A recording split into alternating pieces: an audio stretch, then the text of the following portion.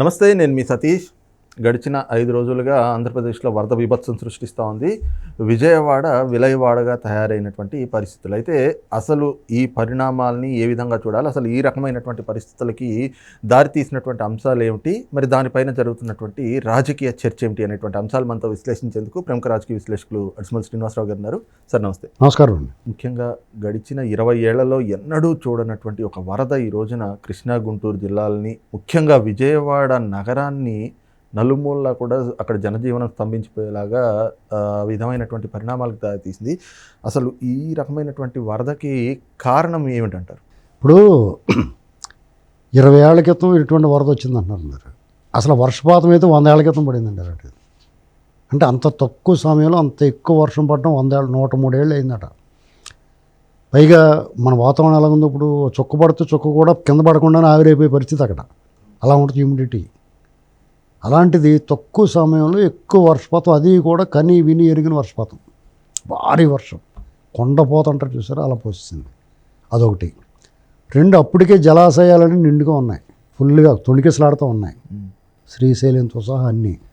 పైనుంచి వరద వచ్చేసింది, చచ్చినట్టు గేట్లు ఎత్తాల, అది వచ్చి పడిపోయింది. ఇది కాకుండా వాగులు వంకలు బుడమేర్లు గిడమేర్లుగా పెదవాగు చిన్నవాగు ఆ వాగు ఈ వాగు అన్నీ పొంగెత్తున్నాయి కదా ఈ వర్షాలకి. అన్నీ వచ్చి ముప్పేట దాడి అంటారు దీన్ని. విజయవాడ లోతట్టు ప్రాంతాల మీద ముప్పేట దాడి. మరి లోతట్టు ప్రాంతాలు అంటే ఏంటి? అది మన స్వయంకృతం, మ్యాన్ మేడ్ మిస్టేక్. బుడమేరుది ఏం తప్పలేదండి. బుడమేరు పొంగితే ఖచ్చితంగా ఆ సింగనగరం రామేశ్వరపేట అవన్నీ మునిగిపోతాయి. దాన్ని వెళ్ళనివ్వకుండా మనం ఏం చేసాం, కోలాటం పెట్టాం, పక్క నుంచి పోద్ది, పక్క నుంచి పోయి ఎక్కడ గాలి ఉందో అక్కడ పోద్ది. అవన్నీ ఒకప్పుడు ఏంటయ్యి, బుడమేరులో చొచ్చుకుపోయారు వీళ్ళు. అలాగే బుడమేరు వెళ్ళి దారికి అడ్డంగా పోయారు. దాని పూడికలు తీయించడం, మెట్టతూట్లు ఇలాంటివి చేయించడం మానేశారు. ఆ దారిని సక్రమం ఇదంతా కూడా వెళ్ళి కొలేరులో కలుస్తుందండి. ఇది ముప్పు ఎప్పుడు మొదలైంది? 2004 తర్వాత మొదలైంది. ఓసారి వచ్చింది 2005లో. వచ్చినప్పుడు రాజశేఖర రెడ్డి వీళ్ళందరినీ కూర్చోబెట్టి ఏం చేద్దామని ఆలోచించాడు. ఆలోచించిన తర్వాత మళ్ళీ యథావిధిగా కళ్ళు మూసుకున్నాడు పంచెగ్గట్టుకుని. తర్వాత విపరీతమైన ఆక్రమణలో పొలాలన్నీ స్థలాలు అయిపోయినాయి. పొలాలంటే ఏంటి? నీటి వాల్ ఉంటుంది, ఎక్కడ చుక్కబడినా అక్కడికి వస్తుంది. దాన్ని వ్యవసాయ క్షేత్రాలు అవన్నీ ఇళ్ళు అయిపోయినాయి. ఖచ్చితంగా మునిగిపోతే ఎక్కువ వర్షం పడుతుంది. దాన్ని ఎవడే చేయలేడు. అది ఇప్పుడు మనం నివాస స్థలాలు ఎక్కడ ఉన్నాయి? మెరక ప్రాంతంలో ఉంటాయి. గోదావరి పరివాహక నదీ పరివాహక ప్రాంతంలో లంకల్లో నివసించే వాళ్ళు తప్ప ఎవరికీ ముంపు ఉండేది కాదు ఇది వరకు. మీరు చూసుకొని కావాలితే 2004 ముందు హైదరాబాద్లో ముంపు ఉందా? తర్వాత ఎందుకు వచ్చింది? ఆ పిశాచం ఇక్కడ పెట్టింది, తర్వాత ఆ ఇత్తనాన్ని మనకు వదిలింది. అవునా కదా? ఈ సమస్య మూలాలకు వెళ్తే సరే వాళ్ళు ఏదో చచ్చారు, ఇప్పుడు ఉన్న పరిస్థితి ఏం చేయాలని ఆలోచించుకోవాలి అంతే. మన ఊరికే తవ్వుకుంటాం వల్ల ఈ కళేబరాలు, ఈ శిథిలాలు, ఈ దెయ్యాలు భూతాలు కనపడతాయి మనకి, ఈ తప్పులు ఒప్పులు. ఇంకా మనం ఇప్పుడు ఇల్లు కట్టేసుకుని రకరకాల మళ్ళీ ఇళ్ళు కూలగొట్టాలి. ఇక్కడ హైడ్రా పేరుతో చేస్తున్న డ్రామా కూడా కరెక్ట్ కాదు. అది వేరే చర్చ అనుకోండి. ఇప్పుడున్న పరిస్థితి ఏంటి? ముప్పేట దాడి మీద పడిపోయింది. చంద్రబాబు నాయుడు గారు లాంటి పరిపాలకుడు ఉండటం వాళ్ళ అదృష్టం అంతే. అదే జగన్మోహన్ రెడ్డి అధికారంలో ఉండగా ఇలాంటిది వచ్చి ఉంటే మీరు ఊహించుకోండి ఒకసారి, ఒళ్ళు గగురు పడుస్తుంది మీకు. భయానకమైన వాతావరణం. కనీసం 10-20 వేల మంది చంపేద్దుడే. ఆడి దగ్గర ఉండి చంపేద్దుడు, ముక్కు చంపేస్తాడు చూడు, అలా చేసేద్దుడు, గొట్లు తెగొట్టిచ్చేద్దుడు. ఎందుకంటే ఆ ప్రాంతం మీద అతను కలిసి కోపం దాకా ద్వేషం అంచేత ఏం చేస్తాడు, ప్రకాశం బేరాన్ని బాలకొట్టిచ్చేస్తాడు. ఇప్పుడు చూడు ఆ బోట్లు వదిలేశారు, ఆ బోట్లు గుద్దేసుకున్నాయి. అవి చాలా దృఢంగా ఉన్నాయి. ప్రకాశం పంతులు గారు, ఆ ప్రకాశం గారు పేరెట్టుకున్నందుకు బ్రిటిష్ వాడు తుపాకీకి గుండె ఎదురుపెట్టినట్టుగా అది బాగా ఆగింది. ఈ బోట్లు వచ్చి గుద్దేసినా కానీ ఆ కన్ననాయుడు గారు వచ్చి ఏం పర్లేదు నేను బిగిచ్చేస్తాడు. అంత వరదలోనే తుంగభద్ర గేట్లు బిగిచ్చేయడు అతను. చంద్రబాబు గారు వచ్చినప్పుడు అలాంటి వాళ్ళందరూ తగులుతారు వస్తారు. ఇప్పుడు ఇలాంటి వరద వచ్చా నీవు లక్షలాది మంది ఇబ్బందుల్లో పడిపోతున్నప్పుడు చంద్రబాబు నాయుడు గారు ఉన్నాడు కాబట్టి వాళ్ళందరూ ప్యానిక్, భయాందోళనకు గురైపోకుండా మీరు నేను ఉన్నాను రా బాబు, మీరే కంగారు పడకండి అని ముందు భరోసా ఇచ్చాడు. తర్వాత ఆహారం అందిస్తున్నారు. ఆహారం అందరికీ అందదు. అందరూ ఏదైనా గగ్గోలు పెడితే తప్పుతుంది. ఏం చేస్తారు? పట్టుకెళ్ళి ఇవ్వాలి కదా అక్కడికి. పైగా ఇందులో మళ్ళీ జగన్ ప్రేమికులైన కొంతమంది జఫా బ్యాచ్ ఉంటారు అధికారులు పోలీసు యంత్రాంగం చాలా బాగా పనిచేస్తున్నారు చాలామంది. కొంతమంది అయితే పీక లోతు నీళ్ళలో దిగి వాళ్ళు ఏమి చేయగలరు ప్రాణాలు తగ్గించి పనిచేస్తున్నారు అధికారులు కొంతమంది. వాళ్ళందరికీ ఇలాంటి జఫా బ్యాచ్ వాళ్ళు చెడ్డ పేరు వచ్చింది నాళ్ళు. ఇప్పుడు కూడా వస్తుంది. ఇప్పుడు కూడా అధికారులు తిడుతున్నాం. కొంతమంది అసలు పట్టించుకోవట్లేదు. వాళ్ళకి పని చేయడం అంటే ఇష్టం ఉండదండి వాళ్ళకి. చంద్రబాబు నాయుడు గారు అంటే వాళ్ళ కోపం ఎందుకంటే పని చేయమంటాడండి. జగన్మోహన్ రెడ్డి అయితే అతను దొంగోడు, ఆడు దోచుకుంటాడు, మీరు కూడా దోచుకుంటారు అంటాడు. ఆ కొలి రఘురామరెడ్డి, ఆ ద్వివేది, చతుర్వేది ఇలాంటి వాళ్ళు బ్యాచ్ ఉన్నారు కదా, దొంగల ముఠ, వీళ్ళ ముఠాలో వాళ్ళందరూ కూడా అదే పనిలో ఉన్నారు. వాళ్ళ మీద కంప్లైంట్ వచ్చింది. ఓ మంత్రి గారు స్వయంగా కంప్లైంట్ చేసాడు, వీళ్ళు కావాలని మేము సహాయ కార్యక్రమాలకు అడ్డం పడుతున్నారు, సరిగ్గా చేయట్లేదు, నిర్లక్ష్యంగా ఉన్నారని.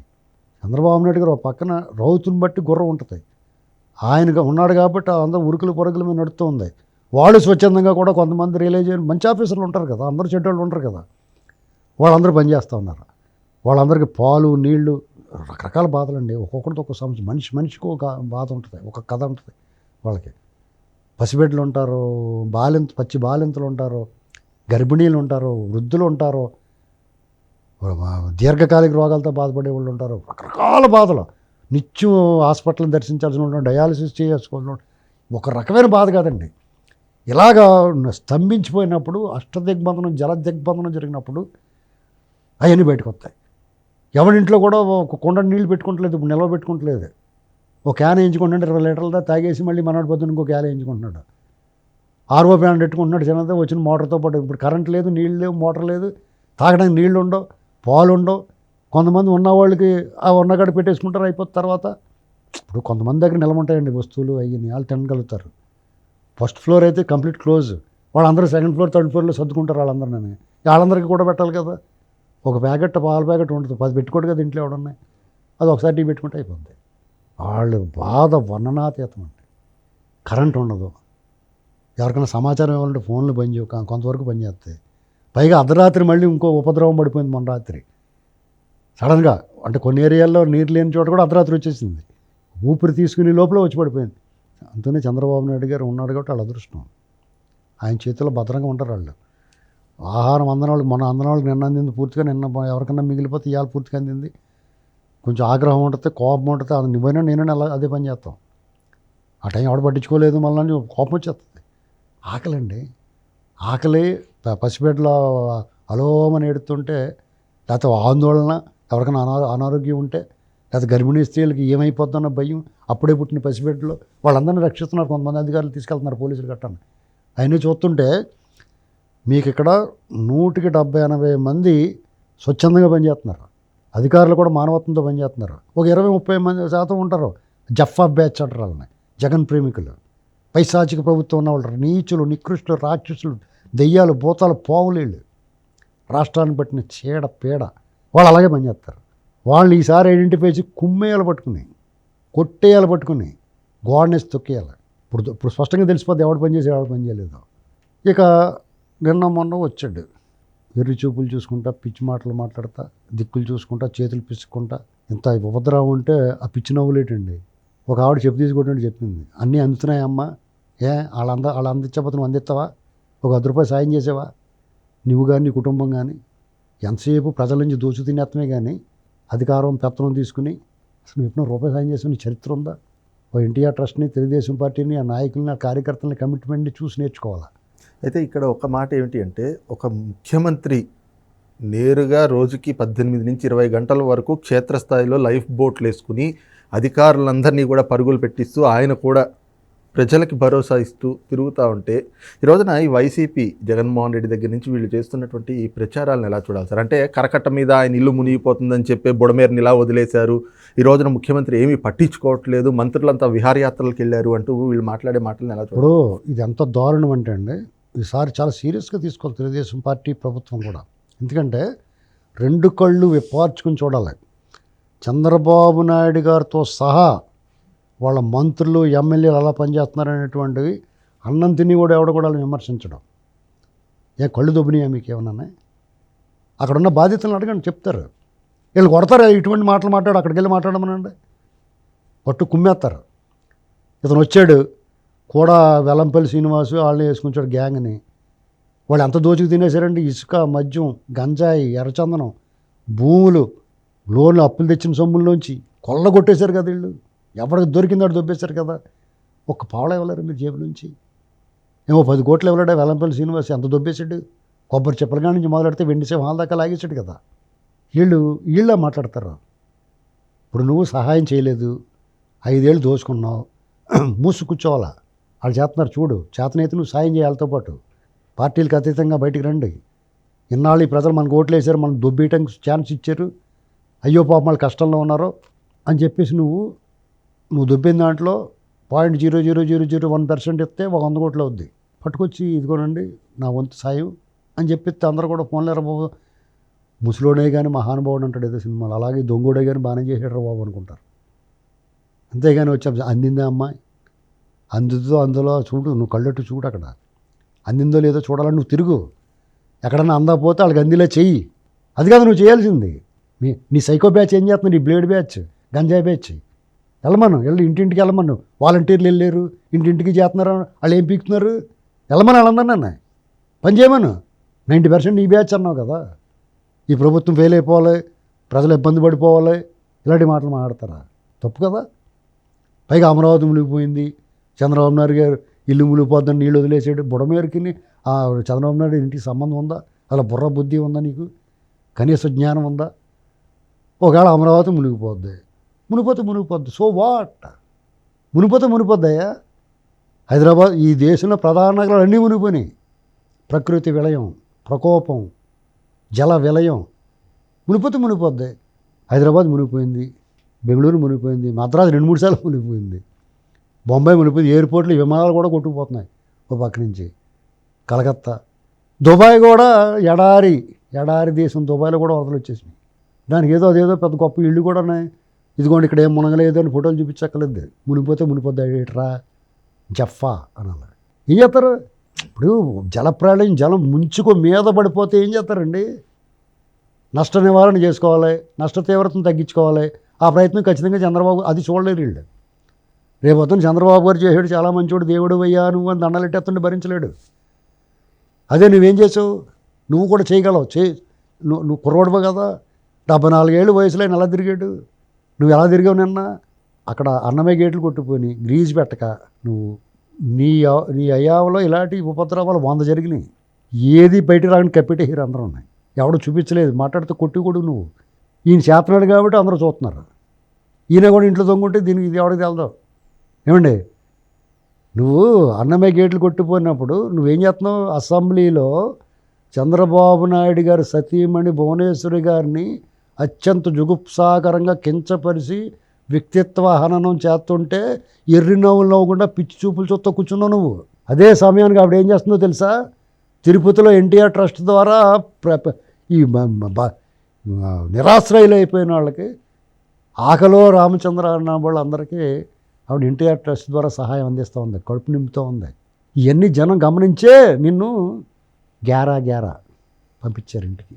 అంటే ఒక పక్కన ఇరిగేషన్ శాఖ మంత్రి నిమ్మల రామానాయుడు గారు కూడా ఏ రకంగా ఏం జరిగింది అనేటువంటిది ఆయన చాలా స్పష్టంగా చెప్పారు. అయినా కూడా ఈ రోజున బుడమేరు అని చెప్పేసి అని, ఆ బుడమేరుకి అసలు పాపం ఎవరిది సార్? అంటే పాపం ఎవరిదంటే తిలా పాపం తలా పిడికిడు అంటారండి.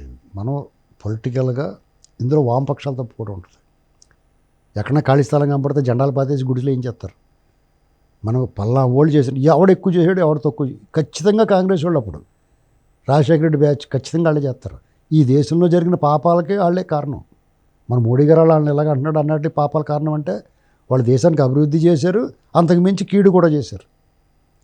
ఇలాంటి దొంగల బ్యాచ్ ఇక్కడ ఉన్న వాళ్ళందరూ అందులో చేరిపోతారు. రాజశేఖర రెడ్డి ముఠానాయకుడు వచ్చాడనుకో ఇంతకన్నా చేస్తారు. అతని కంటే గరుడు ఆచండం వల్ల జగన్ వచ్చాడు. రాజశేఖర రెడ్డి ఇంకా కొంచెం జనాలు ఇంకా చూసిపోయాడు. వీడి ఇంట్లో పడుకుని 2 దుప్పట్లు కప్పుకుని పడుకున్నాడు. ఇలాంటి ఇప్పుడు కానీ జగన్మోహన్ రెడ్డి అధికారంలో ఉండి ఇలా అదృష్టం. జగన్మోహన్ రెడ్డి అయ్యాలో ఇది వచ్చి ఉంటే దగ్గరుండి గట్లు తగ్గొట్టిచ్చేద్దుడు. అదే మునిగిపోతామంటే ఇది కూడా మునిగిపోవాలని.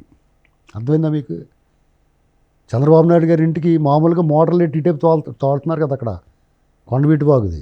వాళ్ళు ఇప్పుడే పెట్టారు, నీరు వస్తే కనుక అందులో తోలిలాగా నదిలోంచి ఇందులో తోడించేద్దుడు, అవన్నీ మునిగిపోవాలండి. ఇలాంటి పరిస్థితుల్లో మనం ఏమైనా చేయగలిగితే సహాయం చేయాలి.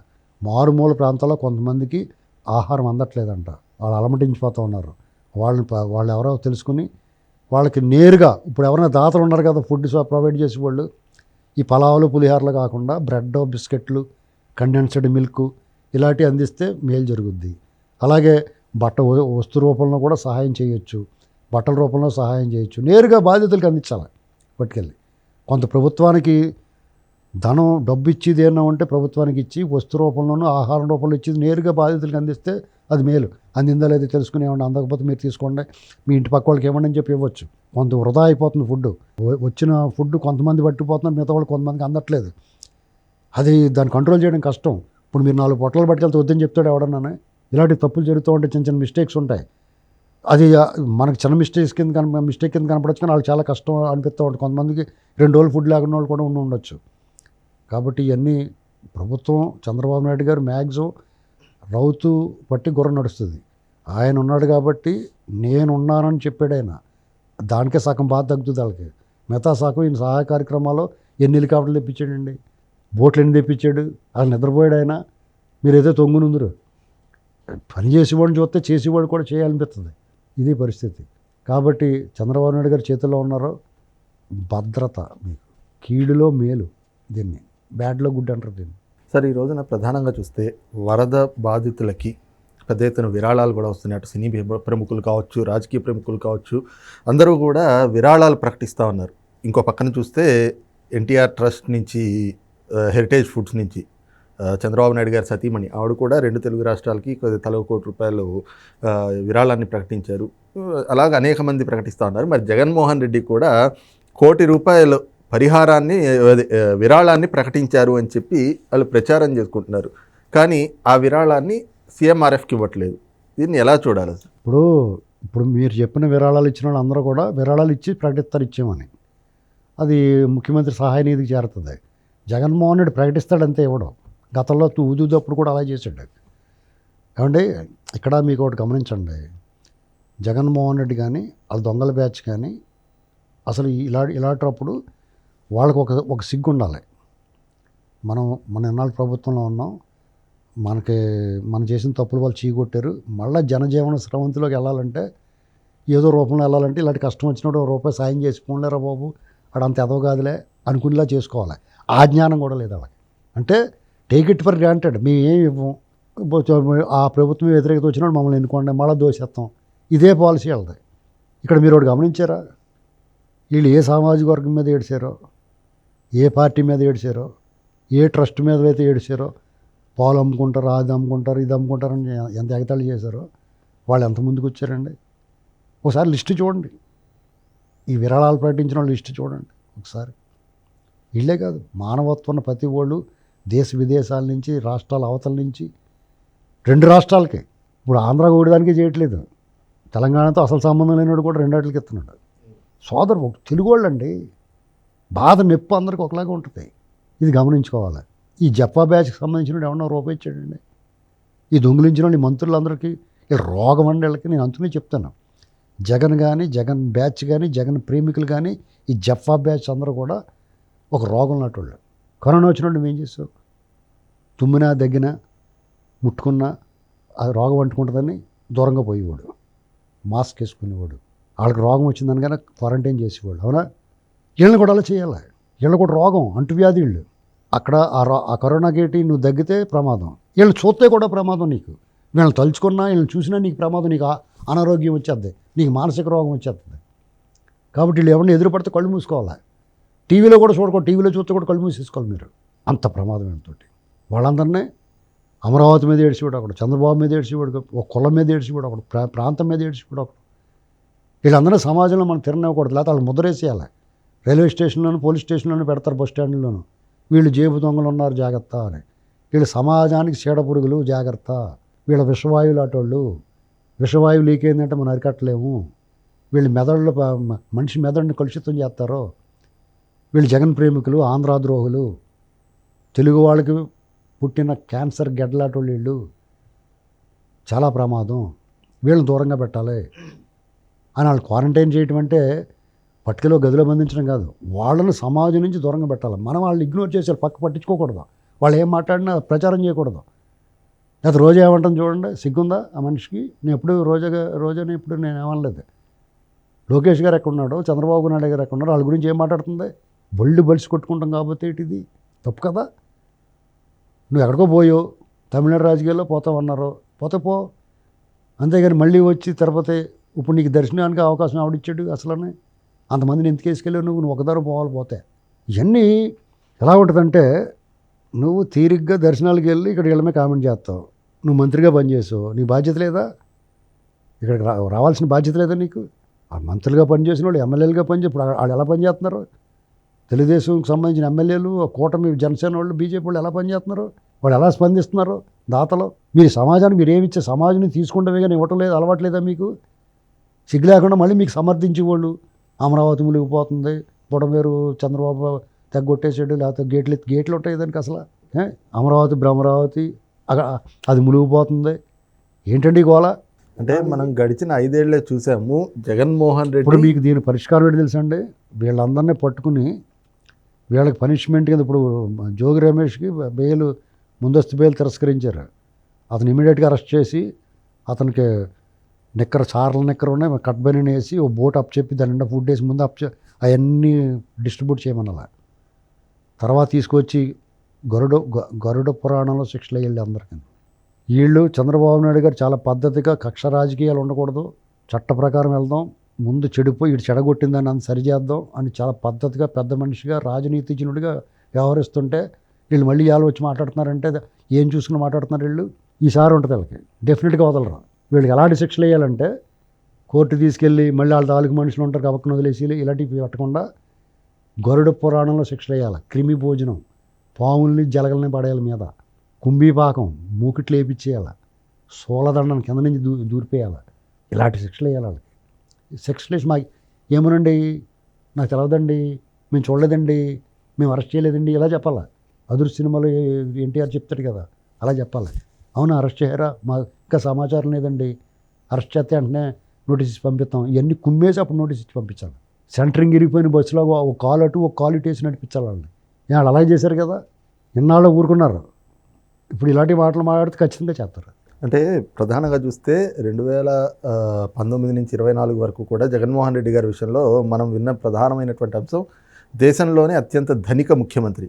అందులోనూ ఈ రోజున హెరిటేజ్ చూస్తే వాళ్ళ సంస్థ తరఫున 2 కోట్ల రూపాయలు, అంటే 2 తెలుగు రాష్ట్రాలకి 1 కోటి రూపాయలు విరాళం ఇస్తూ ఉంటే, మరి ఆయనకి ఇటు ఆయన కూడా ఒక మాజీ ముఖ్యమంత్రి, మరి ఆయనకు కూడా ఒక సంస్థ ఉంది, సొంత సంస్థ, సాక్షి ఛానల్ ఉంది, లేదు భారతీ సిమెంట్స్ ఉంది, సరస్వతి పవర్ ఉంది. మరి వేటి నుంచి కూడా 1 రూపాయి నేను మీకు ముందే చెప్పానండి, తీసుకోవడమే కానీ ఇవ్వటం అలవాట్లేదు వాళ్ళకి. వాళ్ళు పెట్టి పుట్టారు, వీళ్ళందరికీ రుణపడి ఉన్నారు, వీళ్ళ దగ్గర దొబ్బేయడానికి అలవాటు పడ్డారు. వాళ్ళు ఇవ్వకపోతే కూడా లాగేసుకుంటారు. ప్రజలు తెలుసుకున్నారు కాబట్టి తోసేసారు బయటికి. నెక్స్ట్ ఇక వీళ్ళు మళ్ళీ కనపడితే కొట్టిలాగా ఉండాలి, అలా తయారు చేయాలి. ప్రజలకు చెప్పాలి మనం, ఇదిగో ఇంత దుర్మార్గుడు, 1 రూపాయి పెడతలేదు, దోచుకు తిన్నాడు, వీరప్పని కూడా ఎంతో కొంత పంచి పెడతాడు, ఇతను అది కూడా లేదు అని చెప్పాలి మనం. వీళ్ళని అస్సలు క్షమించకూడని వ్యక్తి అన్న అంటే ఇతను. ఈ దేశంలో సంపన్నుడు ఎలాగేయండి, వీడు అడుక్కు తిని స్టేజ్ నుంచి జనాలు దోచుకునే కదా. 2004 ముందు ఏముంది, బొచ్చు నెత్తిమే బొచ్చు ఉంది అంతే. ఎట్టి పరిస్థితులు క్షమించకూడదు వాళ్ళని, క్షమాభిక్ష పెట్టకుండా మనిషి అతను. వాళ్ళ మంత్రుల్ని, ఎమ్మెల్యేలని, వాళ్ళందరి దగ్గర కూడా గోల్డ్ ఓడగొట్టి ముందు వాళ్ళు దొంగిలించిన సొమ్ము రికవర్ చేయాలి. అవసరమైతే చట్టానికి కొంచెం పక్కకి జరిగి చేయాలి, ఎందుకంటే చట్టం వాళ్ళు చుట్టం. విదేశాలకు పర్మిషన్ ఇచ్చేస్తారు, సిబిఐ నోరు మూసేసుకుంటుంది. వీళ్ళ బూట్లు నాగిన పోలీసులు ఇంకా ఉన్నారు, వీళ్ళకి కొంచెం వెసులుబాటు దొరుకుతూ ఉంటుంది, దాన్ని కట్ చేయాలి. విదేశాలంటే గుర్తొచ్చింది, జగన్మోహన్ రెడ్డి గారు మరి లండన్ వెళ్ళిపోతారు అనుకుంటున్న క్రమంలో ఈరోజు మళ్ళీ రెండోసారి వరద ప్రభావిత ప్రాంతాల్లో ఆయన పర్యటిస్తారు. అదే పోతా ఒకసారి చూసిపోతాడేమో, ఇవాళ రేపు వెళ్తాడు. అదేముందో టికెట్ మార్చుకుంటాడు, ఆడు సొమ్మేటండి. ఇవాళ రేపు వెళ్తాడు, వెళ్తామైతే ఖాయం కదా. అక్కడికైతే వెళ్తాం మాండో, వీడి కేసులు పోయేదాకా వాళ్ళు అక్కడి నుంచి రారు, అక్కడే ఉంటారు చదువుకుంటాను. తెలుసా మీకు? వాళ్ళు చదువు అయిపోయినా అక్కడే ఉంటారు. వాళ్ళు క్రిస్మస్కి కానీ అమ్మ బాబుని చూద్దామని వాళ్ళకి ఉండదా? వాళ్ళు ఇంత రారు ఇక్కడికి. ఇతరే ఆగేసుకుంటే ఎందుకు వెళ్తాడు? ఈ కేసులు గోళ ఇవన్నీ వాటిని తప్పించుకోవడానికి. అలా మెల్లమెల్లగా అప్పుడప్పుడు వెళ్తున్నాడు, వచ్చేస్తున్నాడు అని మళ్ళీ పర్మిషన్ ఇస్తారు. ఓసారి ఇలా అక్కడ ఉండిపోతాడు, ఇంక రాడు. అప్పుడు ఏం బిగుతారు? మాల్యాన్ని ఏం చేయగలిగాడు ఎవడన్నా? వాళ్ళ ఉద్దేశం అదే, ఈ దేశాన్ని కొల్లగొట్టేసి ఈ డబ్బు అంతా చేర్చేసాడు. కాకినాడ ఎమ్మెల్యే ఆడు ఉండేవాడు కదా, దూరంపూడి, ఆ కంటైనర్ల ద్వారా డబ్బు తోసేసారు అక్కడికి. ఎవడో అడిగేవాళ్ళు లేడు. మన ఎలక్షన్లో కంటైనర్ డబ్బు ఇప్పుడు తాడేపల్లి ఎందుకు ఉండలేదు అనుకుంటున్నారు? ఈ ఇంటెలిజెన్స్ వాళ్ళు నిఘా ఉంటుంది అది ఇది అని చెప్పేసి అక్కడ పోయాడు. అక్కడ ఎవడో వచ్చి వెళ్తున్నాడో వీళ్ళకి అందరినీ కోరేసుకుంటున్నాడండి. ఆర్థిక మూలాలు కొట్టాల, మొత్తం లాగేసుకోవాలి వీళ్ళు. అవి లాక్కోనది. ఇప్పుడు లాక్కోవటం వల్ల ఈ రాష్ట్రానికి ఉపయోగం కదా. సంపద సృష్టించడం అంటే అప్పటికప్పుడు తయారు చేయడం కాకుండా దొబ్బేసిన దగ్గర లాక్కోవడం కూడా సంపద సృష్టించడమే రికవరీ. ఆ పని చేస్తే బాగుండు. ఎందుకంటే చంద్రబాబు నాయుడు గారు అంత కష్టపడుతున్నాడండి ఆ మనిషి. ఏనాడన్నా ఈడు ఒక పని చేసాడా? కాబట్టి వాళ్ళు అలాగే మాట్లాడతారు. డబ్బులు ₹1 ఇవ్వరాళ్ళు ఇచ్చిన వాళ్ళ మీద ఏడుతూ ఉంటారు. ఆ సైకో బ్యాచ్ నోరు మూయించాలి. ఇలాంటి ఉపద్రవం వచ్చినప్పుడు ఎవడన్నా నెగిటివ్గా మాట్లాడుతాడు గవర్నెన్స్ తొక్కేయాలి. ఫస్ట్ వాళ్ళ మీద కేసులు నమోదు చేయాలి, తీసుకెళ్ళి కుమ్మేయాలి. కేసులు నమోదు చేసి నోటీస్ ఇచ్చి పంపించడం కాదు, ముడ్డి పగలగొట్టాలి.